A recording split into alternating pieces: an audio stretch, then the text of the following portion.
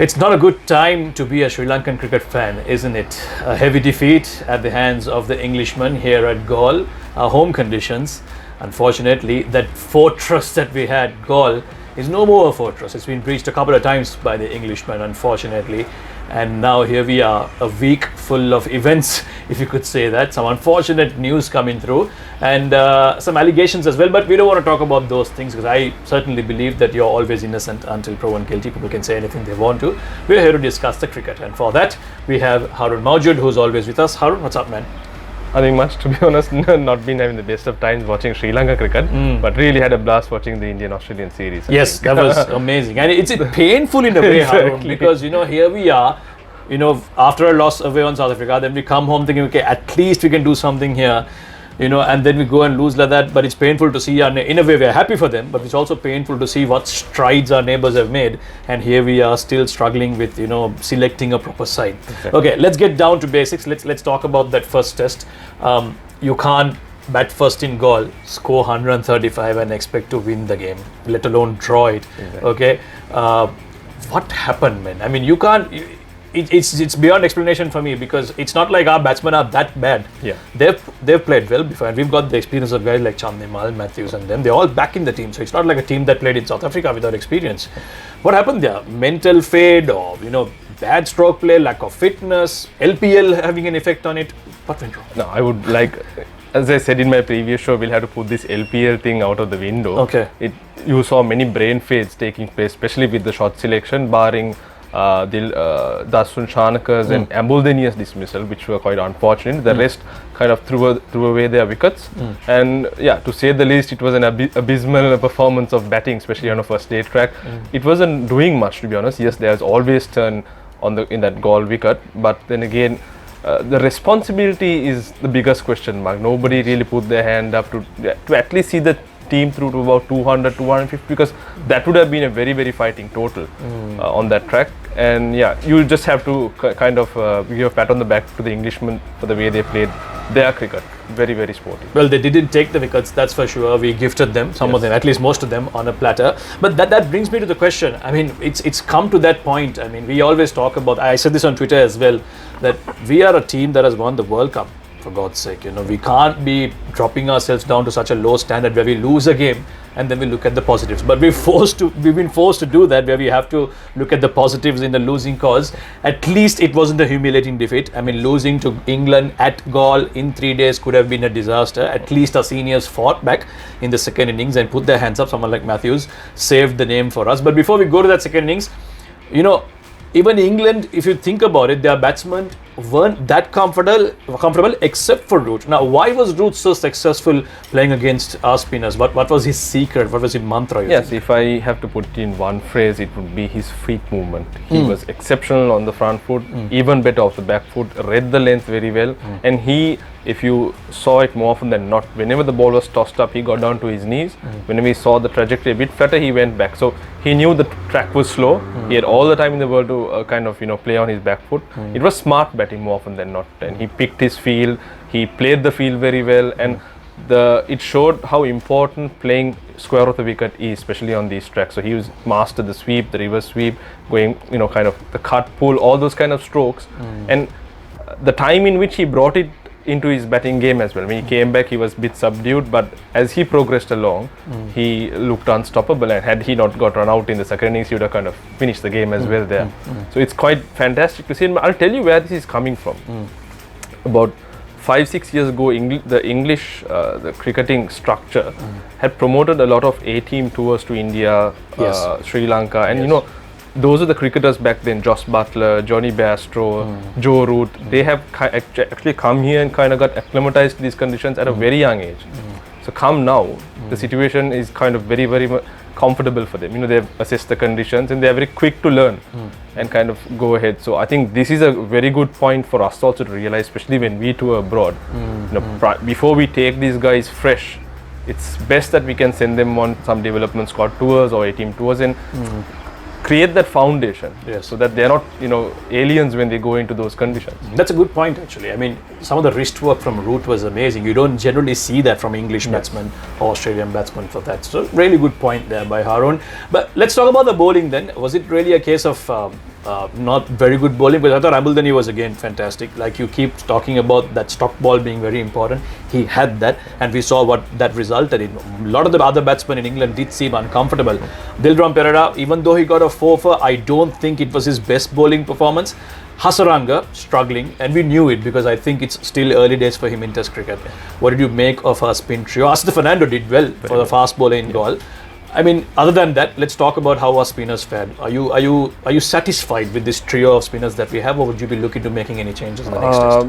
Yeah, to be very honest, personally, I don't think Hasaranga actually fits in this particular role because he's still that one-day type of bowler where he will not kind of get inroads unless he's bowling to a weaker batting unit. But this English batting side is quite strong, and even with the tail, he couldn't really kind of get those wickets. I'm looking at another option, but Dilruwan, as you rightly mentioned, not his best, but then again the stats kind of show that he has done very well. He would go on to play, but Ambulden by far is the best left arm spin bowler Sri Lanka has thus far. And as I mentioned earlier, he should have played the games in South Africa, but you need that frontline spinner because that's his role.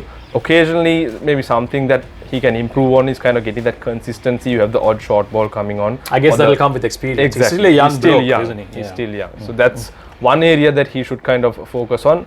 But yeah, as a third spinner, ideally it will be good if he can get a spinning all-rounder. But at this point in time, whether Ramesh Mendis would come into the setup while still one is in place will be a bit of a question mark. So it's, to be honest, it's very difficult to even predict a team considering all the drama that's taking place, Samir. Yes. But ideally a spinning all-rounder would fit into that role. So you're saying Ramesh Mendis, maybe not a chance for Sandakan perhaps?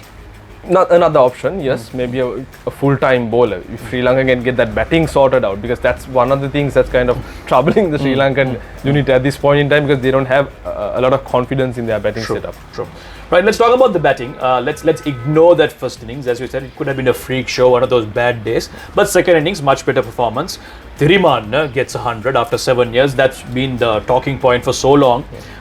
He had a couple of chances, let's be fair, let's be honest. But it's finally good to see him repaying all the debt that he's racked up for the last 7 years.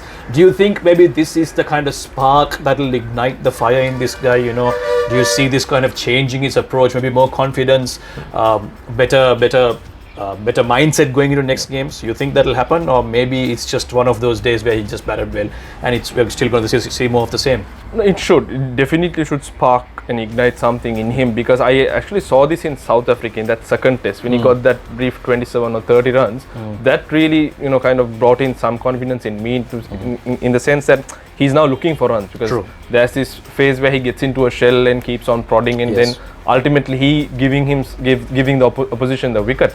But if you look at the last few innings, yes, first innings he was kind of trapped, he kind of fell for the trap, but the way he batted in the second innings, he wasn't just trying to look to survive.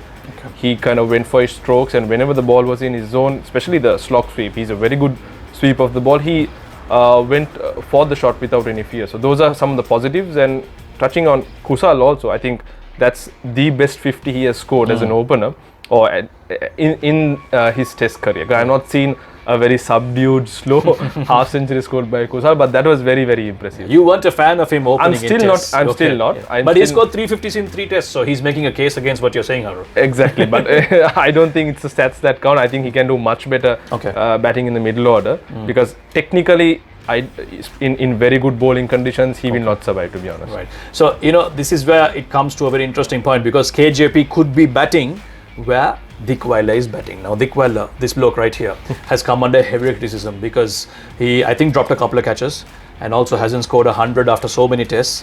And he's been talking about captaincy, so that's kind of triggered a lot of people, a lot of our fans.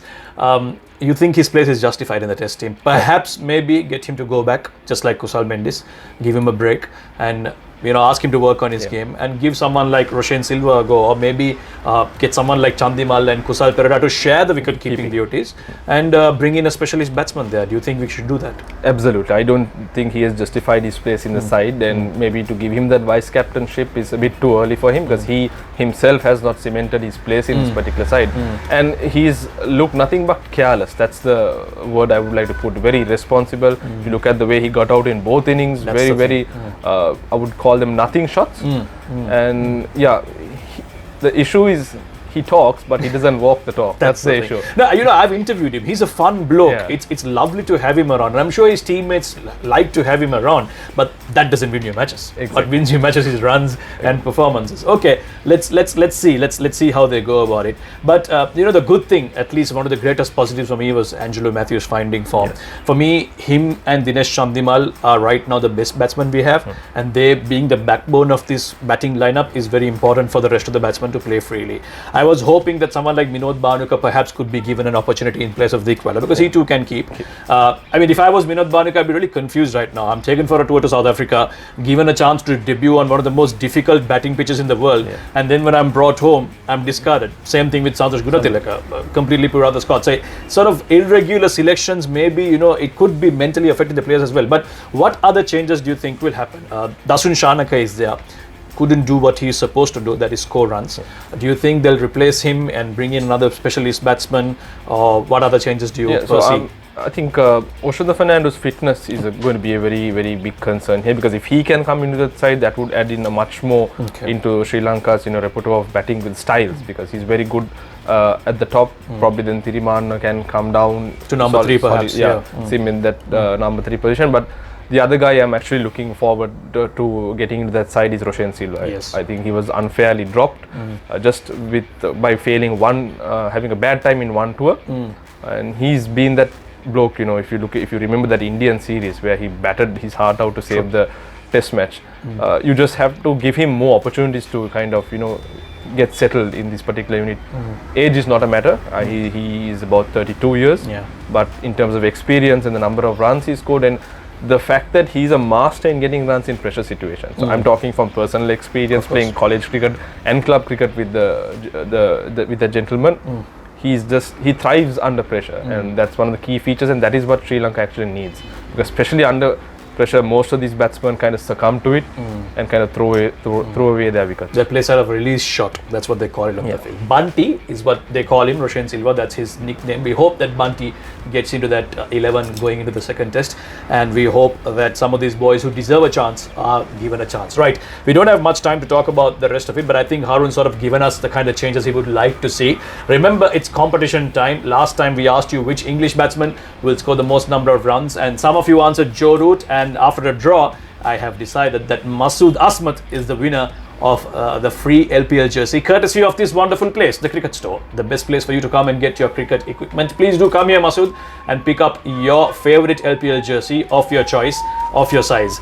This week's question is, which Sri Lankan batsman will get the most number of runs in the second test against England? So who is it going to be? Matthews, Chandimal, Oshada? Pick your guess and let me know on the YouTube comments. Please make sure you subscribe to the channel if you want to see these awesome conversations more often, and we will keep coming back to you with some awesome content relating to Sri Lankan cricket. Haroon, thank you so much. We hope that after all that has happened this week, Sri Lankan cricketers don't say much, but they let the performance do the talking. Absolutely. Hope so too, Samir. As always, it's been a pleasure. Yes. All right. So we hope Sri Lanka makes us happy with a win and at least draw this series. That was Haroon. I am Sam. This was our perspective.